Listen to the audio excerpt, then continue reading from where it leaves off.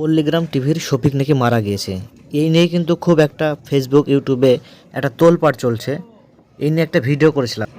তো ভিডিওতে অনেকে অনেক ধরনের মন্তব্য করেছে, কেউ গালাগাল দিয়েছে, কেউ বলেছে সঠিক খবরটা জানতে পেরেছে, মানে অনেকে অনেক রকম মন্তব্য করেছে। তো আমাদের দেশের মানুষ মূর্খ বলে এখানে কাউকে পাবে না, তার কারণ আমরা সবাই পণ্ডিত। কারণ আমাদেরকে একটা শিক্ষা দেওয়া হয়েছে যে অন্যের দোষ ধরবে কিন্তু নিজের দোষ কোনোদিন ধরবি না। এই শিক্ষায় শিক্ষিত হয়ে আমরা বড় হয়েছি। তো আমরা পণ্ডিত নয়, যেন মহাপণ্ডিত হয়ে গিয়েছি। আচ্ছা, আর একটা কথা আমাদেরকে ভালো করে শিখিয়ে দেওয়া হয়েছে যে আগে যদি কেউ মিথ্যা কথা বলে সেটাকে ভালো করে বিশ্বাস করবি, আর পরে যদি সেই সত্যি কথাটা যদি প্রমাণ হয়ে যায়, তাতে যদি তোর জীবন চলে যায় তো চলে যাক, তবুও যেন তুই স্বীকার করবি না। শফিকের যে ভিডিওটা বানানো হয়েছিল সেটা একদম মিথ্যা কথা, তার কারণ ও মরেনি। ভিডিওটা ভিউ কামানোর জন্য সে ভিডিওটা বানিয়েছিল। রিয়াকশন অনলি যে পেজটি ছিল সে নিজেই স্বীকার করেছে, বন্ধুরা এটি একটি মিথ্যা ভিডিও, ক্ষমা করবেন, আমার ভুল হয়ে গিয়েছে। সবাই এই রকম ভিডিও বানায়, তাই আমিও একটি বানিয়েছিলাম বলেছে। খবরটা সত্যিটা জানতে পেলাম, খুবই ভালো হলো। আর অনেকে বলেছে যে ভিডিওটা ছাড়া হয়েছিল মিথ্যা করে তাকে আইনের আওতায় আনা হোক। মানে এক একজন এক এক রকম মন্তব্য করছে। কিছু বন্ধু আছে ফেসবুকে, তারা কমেন্ট করে বলেছে শফিকের জন্য নাকি বাচ্চা ছেলে মেয়েগুলো খারাপ হয়ে গেল। তো কারো কমেন্ট করার ইচ্ছা থাকলে সম্পূর্ণ ভিডিওটি দেখবে, দেখার পর কমেন্ট করবে। সবাই জানে যে শফিক একটা ফানি কন্টেন্ট বানায়, এটা সবাই জানে।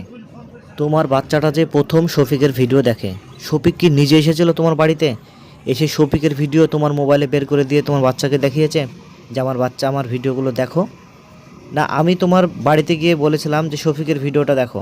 নিশ্চয়ই তুমি কোনো একদিন শফিকের ভিডিও হয় তার সাথে বা তার পাশে বসে দেখেছো, কিংবা তোমার হয়তো কোনো কাজ ছিল, সে কারণে তুমি কাজে ব্যস্ত ছিলে এবং তোমার বাচ্চাকে ফোনটা দিয়ে রেখেছিলে, সেই শফিকের ভিডিওটা দেখেছে। আর তোমার ছেলে মেয়ে যদি বাচ্চাই হয়, তার হাতে ফোন কিভাবে যেতে পারে? একটা বাচ্চা ছেলেমেয়ের হাতে কিভাবে ফোন যেতে পারে? তাহলে তুমি যদি ওর হাতে ফোন না দাও, তার মানে তো কোনো রকম ভিডিও সে দেখতে পাবে না, শফিকের ভিডিও দেখতে পাবে না।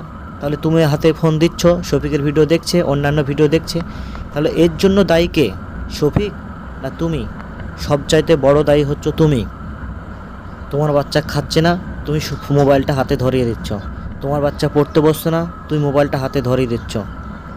বাড়িতে কোনো কাজ করবে, বাচ্চা ছেলে মেয়ে কান্না করছে, ফোনটা ওর হাতে দিয়ে দিচ্ছ।